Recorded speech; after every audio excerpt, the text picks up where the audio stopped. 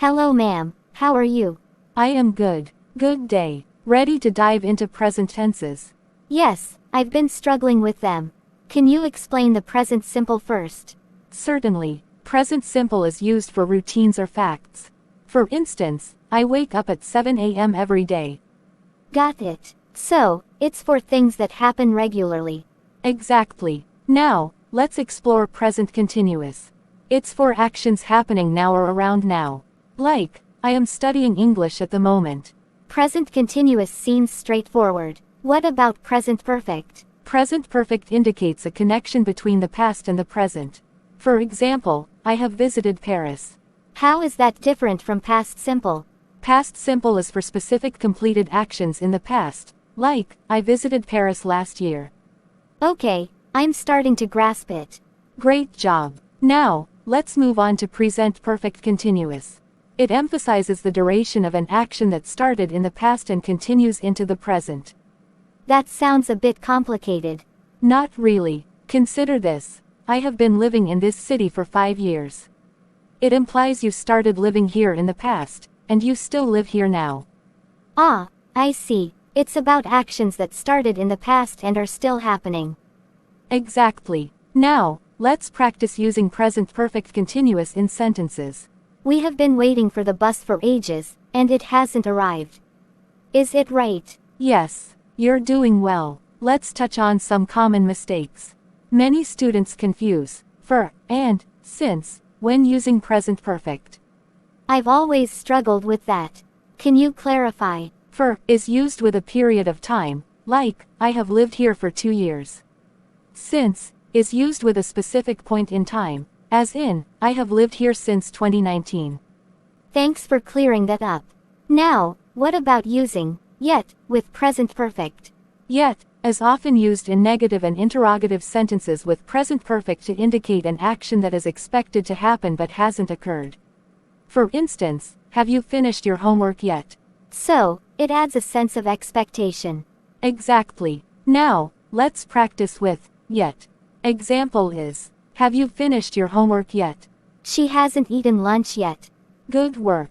Another common area of confusion is between already and still with present perfect.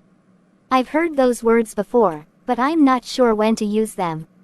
Already is used in positive sentences to indicate that an action happened sooner than expected.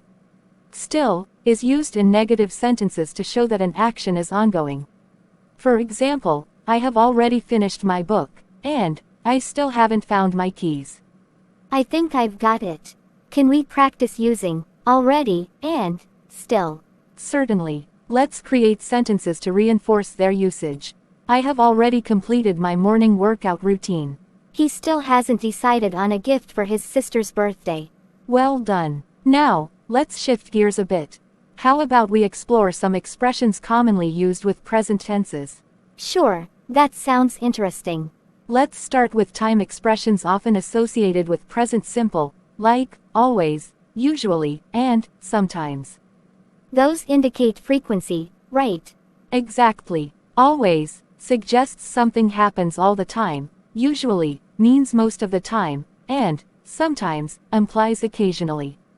Got it. Any other time expressions? For present continuous, look out for words like now, at the moment, or currently.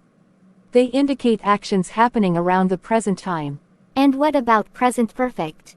Common time expressions for present perfect include recently, lately, and so far.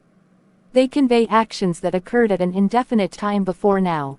Now, let's discuss the use of the present simple for general truths and facts. Like scientific facts. Exactly. For instance, water boils at 100 degrees Celsius.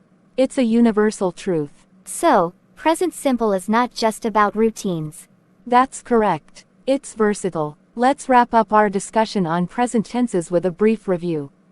Present simple is for routines and facts, present continuous for actions happening now, present perfect for a connection between past and present, and present perfect continuous for actions started in the past and still ongoing.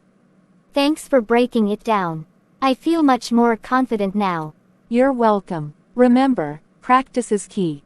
Keep using these tenses in your daily conversations and writing. I will. Thanks for your guidance. Anytime. If you have more questions, don't hesitate to ask. Happy learning!